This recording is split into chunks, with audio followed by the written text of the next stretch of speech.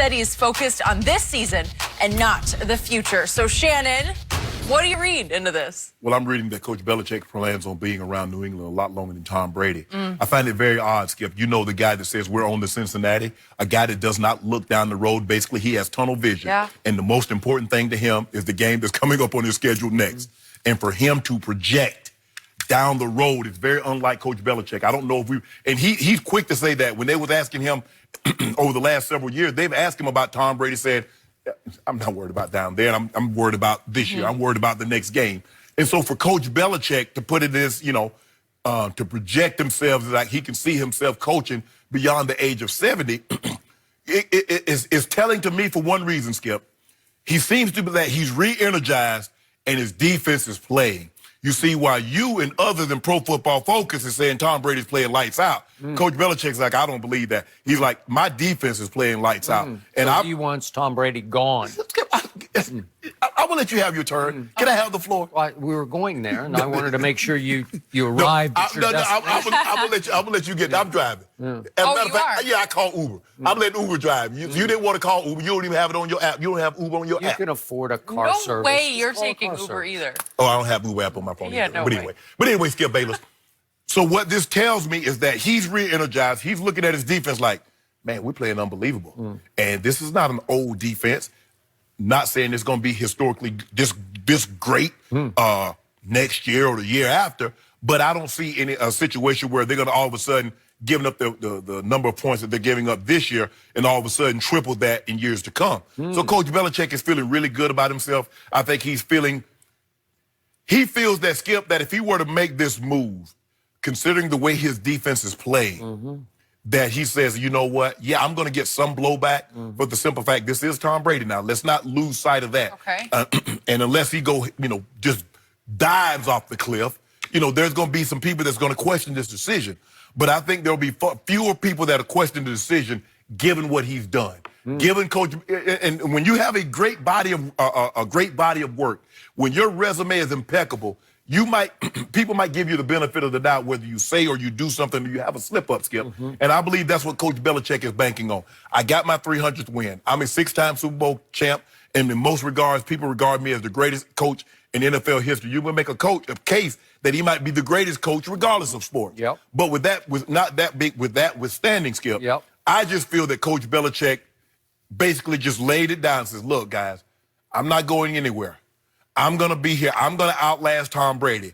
And I'm going to win, or I'm going to do my damnedest to win a Super Bowl without him and close the book. Sometimes, they say in a relationship, you have to make a very tough decision.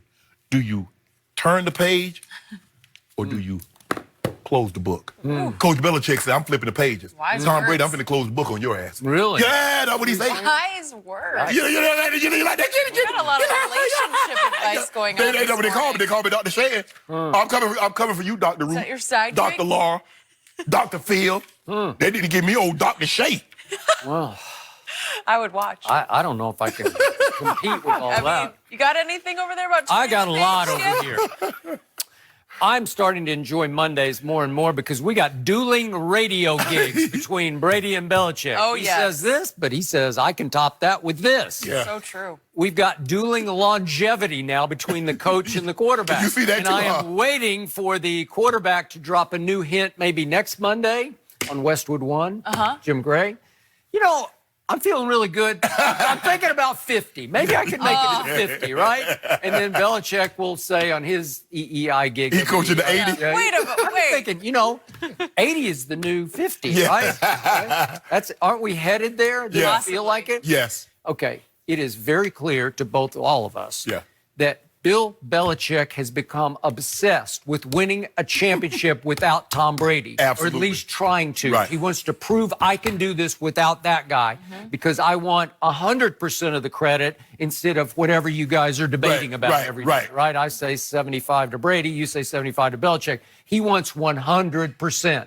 He wants to cement his legacy as the greatest coach ever because now there's a big old asterisk at the bottom of it. Tom Brady was his quarterback. Right. Okay. So you're like, I don't know about that one. That's a tough call. Right. So Now he has, I'm going to use your term, he's starting to smell himself a little bit because he's got a defense people are starting to say could be historically great. Yes. Maybe it is historically great so far. Yes. Has it really played anybody? We think not. Not yet. Right. It has potential to be really good. I don't know if it's 85 Bears good because it doesn't come across that way to me. Right. But it's starting to puff out Belichick's chest because it's clear he has taken over as the quasi, maybe the unofficial defensive coordinator. And didn't it look like his son was calling the defensive signals? Because his son had the chart, and it sure seemed like he was standing next to Gerard Mayo, who's the linebacker. When it came time to call signals, he put his chart up and called something to somebody. He said something. And that is Steve, who's 32 years of age, and his title is he's secondary in charge of the safeties, only the safeties. So could he be the unofficial defensive coordinator? I don't know. Gerard Mayo kind of has the tag of it, but not the title, right? So is it possible Belichick's learned ventriloquism? Because maybe he can call plays without moving his lips. I don't know. You may be right. It could be that good. I wouldn't be surprised. I mean, and for him to call plays, Skip, without a chart. We don't normally see that. Now, the only guy I've ever seen call plays without a chart was Paul Johnson, Georgia Tech coach. He had no plays. He just put his hand, called a play, and sent the guy in with it. Okay, but that's offense. That's offense. Okay. But for defensive guys, I mean, obviously, Coach Belichick knows this backwards and forward, but still, maybe they give you a personnel on a down that you didn't expect. So you might need to go dime. You might need to go nickel. You might want to go base. You might want to flip out of a 3-4 to a 43. So for him to just blind willy-nilly, so that's what makes me think, Skip. I saw a quote on Sunday from Belichick, I'm not sure where it came from, in which he indicated, sometimes I just leave it up to the guys in the huddle. You know, Patrick Chung's supposed to be the play caller of the defense. Let them choose among options. They know what their options are. Let them go with their gut feeling on it, and that they'll usually be right on their gut feeling. I find that hard. Hey, I find that. I got it, Skip. I got to have that kind of control. A control freak like that. So you know what? I ain't worried about it. I'm just going to sit back and let everything, y'all call it with it. Come on now. Okay, so remember, what's the evolution? We went from Belichick allowing 41 points in the Super Bowl to the backup quarterback for the Philadelphia Eagles and losing 41-33. To last year, especially the first half of the year, really into the first 2/3 of the year, there's some defensive disasters. Remember? Jacksonville, Tennessee, then the Miami miracle. And even though they won the game, they still gave up 40 to my homeboy. They did. At home. Well, that's true. And there's no shame in that. But still, it was not a juggernaut last year until the Super Bowl. That's when they finally arrived. Was that the first divisional? The divisional against the Chargers. Pretty good. Because Chargers got down, scored, and then all of a sudden they just came back in the fourth quarter and put up some numbers. But whatever. So off the Super Bowl, they have just sprung through the first half of this year. They have played nobody, but again, it's the perfect Belichick throw your chest out because you don't have any stars. Well, you got Stephon Gilmore. And Jamie Collins has turned back into a star, but you don't have pass rush warriors where you say, that guy's first team all-pro. Right. They don't have an Aaron Donald. No. They don't have a Khalil Mack, the Von Millers. They don't have, Skip, and you look at the great defenses. Not the 49ers. You look at Tampa. They don't have a Brooks. They don't have a Sapp. They don't have a Ray Lewis, a Rod Woodson. The 85 Bears that has Singletary and they don't have that. They don't even have a Michael Bennett because they gave him to Dallas. Thank you very much. You good about that? Yep. Oh, I feel real good about that. I think Bill did a little favor to his buddy Jason Garrett, his summertime dinner buddy. I think they are Nantucket friends.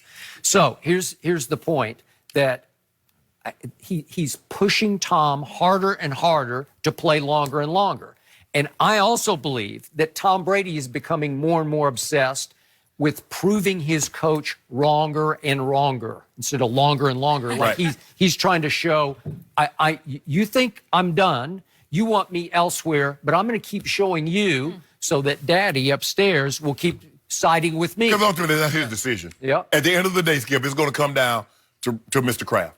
He's going to be the final. I know Coach Belichick normally has all the control, and from what we heard, that was the only time that Mr. Kraft has overridden Coach Belichick, was in a situation like this. And I believe it's going to come down to a situation like this again. It's going to come down to Mr. Kraft is going to say, you know what, I'm siding with Tommy or I'm siding with Coach Belichick.